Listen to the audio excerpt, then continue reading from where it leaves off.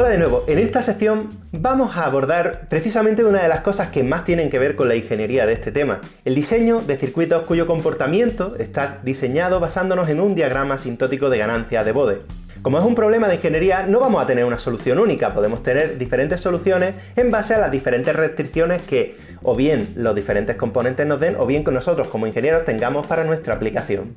En nuestro caso vamos a hacer un diseño en cascada. Esto significa que nuestra función de transferencia la vamos a descomponer en el producto de diversas funciones de transferencia más sencillas.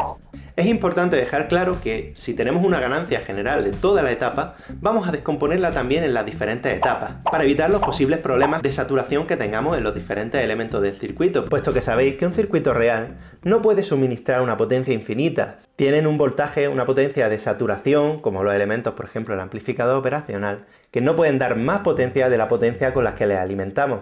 Vamos a utilizar una implementación basada simplemente en un amplificador operacional en configuración inversora. Y por último, como restricción extra, para que nos resulte más fácil este diseño, vamos a restringir su uso a utilizar solo funciones de transferencia con puntos singulares en el eje real. El proceso de diseño que vamos a seguir va a tener tres pasos fundamentales.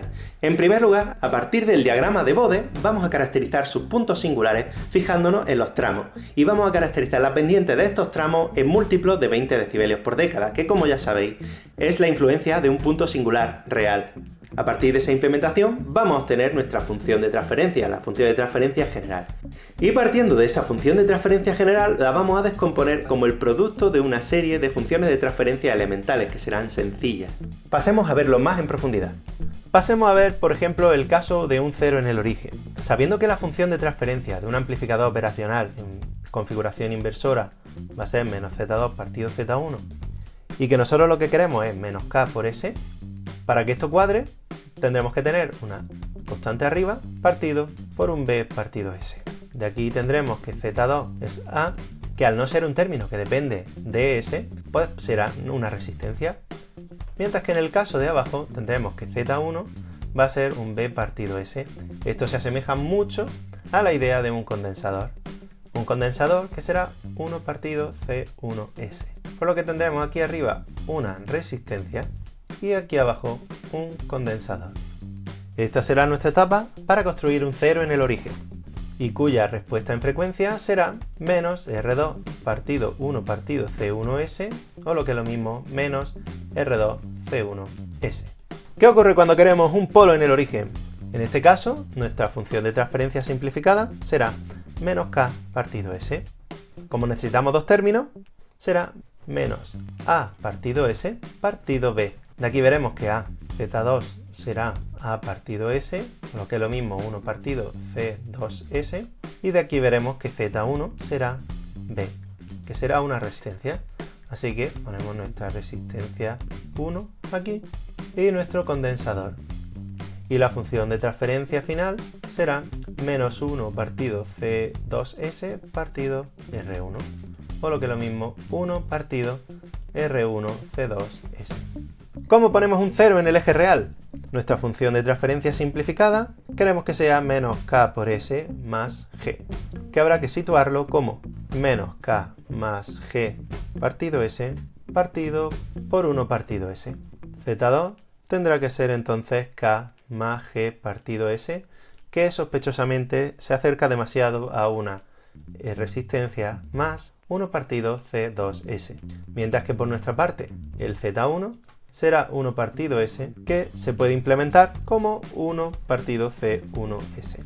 Así pues vamos a tener un condensador aquí abajo y en la parte superior tendremos una resistencia y un condensador, con lo que nuestra función de transferencia finalmente quedará S R2 C1 más C1 partido C2.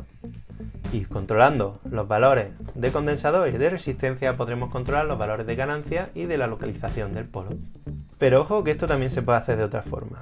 Podemos también proponer una implementación alternativa. Este menos KS más G puede ser también un menos 1 partido 1 KS más G, que sería similar a decir 1 partido 1S partido K más GS. Esto sería equivalente a decir un Z2 que sea 1 y un Z1 que sea 1 partido S partido K más G partido S. por lo que podemos poner simplemente una resistencia en la parte R1, la parte R2 y en la parte de Z1 hacer el paralelo entre R1 y C1, con lo que nos quedaría un circuito como C1, R1, R2 y nuestro amplificador en configuración no inversora, que sería una alternativa. Como veis, se pueden ocurrir diferentes aproximaciones y todas ellas serán perfectamente válidas. Estas son las que se proponen habitualmente. ¿Cuál más tenemos? Un 0 y un polo en el eje real. Claro, al tener este tipo de etapa de amplificador en configuración inversora, podemos jugar a construir una función de transferencia simplificada que sea S más A, S más B, que sea menos I1 partido I2, donde I1 puede ser perfectamente un condensador más una resistencia, lo mismo que I2. Y jugando con el paralelo de los dos elementos podemos construir nuestra etapa con un amplificador operacional, cuya función de transferencia sería menos C1 partido C2 por S más 1 partido R1 C1 por S más R2 C2. Otra alternativa que tenemos, de nuevo como en el caso anterior, podemos jugar con la idea de que esto sea menos 1 más A partido S partido 1 más B partido S, de donde Z2 podría ser R2 más 1 partido S C2 y la impedancia 1 será R1 más 1 partido S C1. Como veis, en esta configuración estamos poniendo en serie los elementos. Tenemos aquí un condensador y una resistencia en serie. Como veis, aquí estamos utilizando la impedancia, la Z, y en este caso estamos haciendo juego con las admitancias, con el paralelo, jugando con la G, la R1, la inversa de la resistencia, y C1, que para hacer los paralelos es mucho más sencillo. Estos van en paralelo, estos van en serie. Y digo yo, ¿podemos complicar un poquito más las cosas? Sí, podemos tener un 0 en un origen y un polo en el eje real. Para ese caso, nuestra función de transferencia sería igual a S partido S más B. Si jugamos con admitancia, tendremos menos I1 partido I2, donde I1 podría ser SC1 y el I2 podría ser SC2 más 1 partido R2. Tendríamos un paralelo de un condensador y una resistencia y un condensador a la entrada C1, lo que daría lugar finalmente a una función de transferencia de menos SC1 partido C2 partido S más 1 partido C2 R2. O podemos optar por jugar con la impedancia. En ese caso, si dividimos por S arriba y abajo, nos quedaría 1 menos aquí partido por 1 más B partido S. Sería menos Z2 partido Z1. Y Z2 podría ser una resistencia, entonces, mientras que Z1 podría ser una resistencia más un condensador puesto en serie. En este caso, pues tendríamos una resistencia y un condensador en serie y una resistencia en la rama de realimentación, todo como siempre con nuestro amplificador operacional. Y lo mismo para un 0 en un eje real y un polo en el origen. En este caso lo que querremos será una de la forma S más A partido S. De nuevo, al tener S arriba y abajo es más fácil trabajar por admitancia, que sería igual a menos I1 partido I2. Y tendríamos que I1 pues sería en este caso SC1 más 1 partido R1 y la admitancia 2 pues en este caso SC2. Tendríamos un condensador en el bucle de realimentación y el paralelo de una resistencia y de un condensador en la entrada, y cuya función de transferencia sería menos SC1 más 1 partido R1 partido SC2, o lo que es lo mismo, menos C1 partido C2, S más 1 partido R1 C1 partido S. La versión alternativa trabajando con impedancia del menos SA partido S habría que dividir por S en ambos lados, quedaría 1 más AS partido 1, que podría ser igual a dos impedancias, una impedancia menos Z2 arriba partido una impedancia Z1 abajo, una impedancia que la Z1 podría ser una resistencia y el caso de Z2 podría ser una resistencia más un condensador, quedando de esta forma una resistencia en la entrada y en el bucle de realimentación una resistencia y un condensador en serie. Y aquí tendríamos nuestra etapa alternativa. Por último, hemos visto polos combinados con ceros, ceros solos, y nos faltaría un polo en el eje real sin más. En este caso, nuestra HDS sería equivalente A1 partido KS más A, más que sería, para trabajar por impedancias, pues podemos dividir por S en ambos sitios y nos quedaría 1 partido S partido por K más G partido S. El 1 partido S va a ser Z2, 1 partido Z2S, y por impedancia el Z1 será una resistencia 1 más 1 partido C1S. Tendríamos en serie una resistencia y un condensador, y luego un condensador en el bucle de realimentación, lo cual nos dejaría una función de transferencia de menos 1 partido SR1 C2 más C2 partido C1. De forma alternativa, trabajando por admitancia, podríamos jugar directamente con 1 partido KS más G, que fuera menos 1 partido KS más G, que fuera menos admitancia 1 partido por la admitancia 2. La admitancia 1 en este caso sería 1 partido R1 y la admitancia 2 sería C2S más 1 partido R2. En este caso la configuración alternativa sería una resistencia para entrada y en el bucle de realimentación un paralelo de un condensador y una resistencia C2, R2.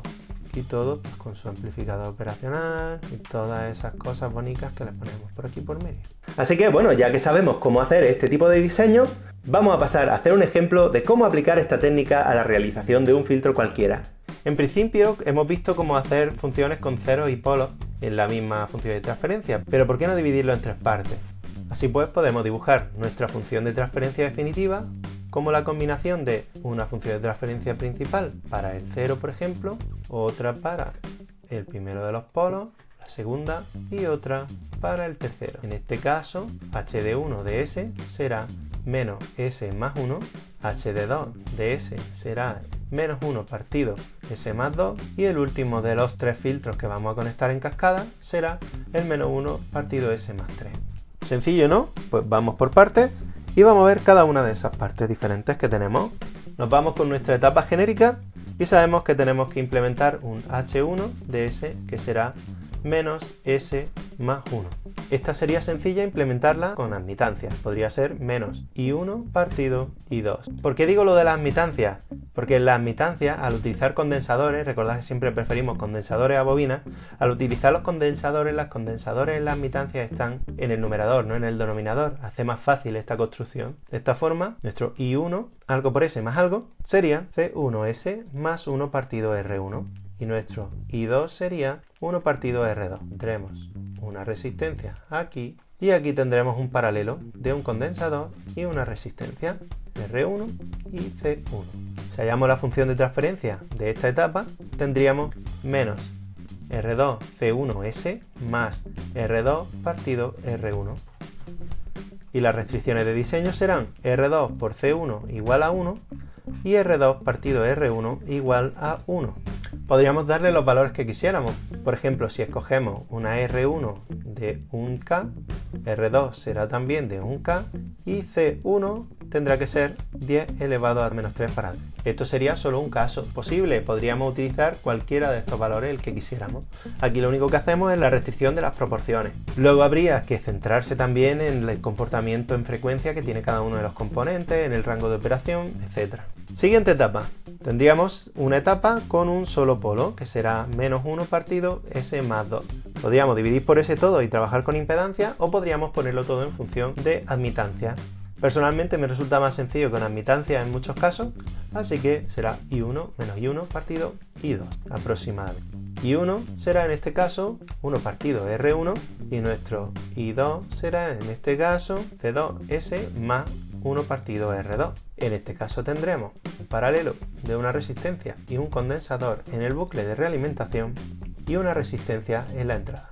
Si sacamos así la función de transferencia 2 será menos 1 partido R1 C2S más R1 partido R2. De nuevo tendremos que saber que las condiciones que se nos ponen son que R1 por C1 van a ser 1 y que R1 va a ser el doble de R2. De nuevo podríamos darle los valores que quisiéramos y jugar con ellos. Pasamos a la tercera etapa, que tendría que dar respuesta al término 1 partido S más 3. esto aproximadamente, de nuevo voy a trabajar con admitancias porque me parece más cómodo, tendremos menos I1 partido I2, con lo cual I1 debería ser 1 partido R1 y el I2 debería ser C2S más 1 partido R2. Tendríamos de nuevo un paralelo de una resistencia y un condensador en el bucle de realimentación y una resistencia en la entrada. Su función de transferencia será menos 1 partido R1 C2S más R1 partido R2. Y las restricciones de diseño serán que R1 por C2 sea 1 y que R1 sea 3 veces R2. Así pues, podemos juntar las tres etapas diferentes que hemos diseñado en nuestro circuito final, que sería, en este caso era un paralelo C1 partido R1, y vamos a poner aquí R2. Aquí tendremos el que era nuestro R1, ahora lo llamaremos R3, y un paralelo de C4 y R4. Y por último tendremos aquí un R5 por un paralelo de R6 y C6. Y la función de transferencia final será menos R2 C1S más R2 partido R1, que era la ganancia de esta, por menos 1 partido R3 C4S más R3 partido R4 por menos 1 partido R5 C6S más R5 partido R6, y donde se tienen que cumplir las restricciones que R2 C1 sea igual a R3 C4 igual a R5 C6, que van a ser 1, que R2 sea igual a R1, que R3 sea igual a 2 por R4 y que R5 sea igual a 3 por R6. En lugar de una configuración con 3 etapas, podríamos, como habíamos dicho antes, optar por una configuración de 2 etapas en las que una de ellas incluya un polo y un cero. Sería igualmente sencillo de hacer. Ya veis que esto se basa en dividir el problema en varias partes y conectarlas en cascada entre sí. ¿Qué pasa cuando tenemos una ganancia que queremos? Pues la ganancia la vamos a intentar repartir entre las diferentes etapas, para que de esa forma no nos saturen el amplificador operacional, que como sabéis no puede tener una salida infinita. De manera que si partimos la amplificación entre las diferentes etapas, podemos hacer que cada uno de ellos se ocupe de amplificar una pequeña parte para que al final el producto de todas sea la amplificación que queremos final. En este vídeo hemos tratado el diseño de un filtro a partir de una función de transferencia arbitraria. Esto, junto con la estrategia que hemos aprendido en los vídeos anteriores para extraer la función de transferencia a partir de un diagrama EVO determinado, nos da toda la versatilidad para realizar implementaciones reales de un diseño de un filtro que cumpla las características que nosotros les demos, siempre utilizando una implementación en cascada. El próximo y último vídeo de este tema, vamos a ver cómo uno de nuestros compañeros de viaje, que siempre nos acompaña, el amplificador operacional, no se comporta de la forma que nosotros realmente esperaríamos en frecuencia. Pero no amplifiquemos los problemas. ¡Hasta entonces!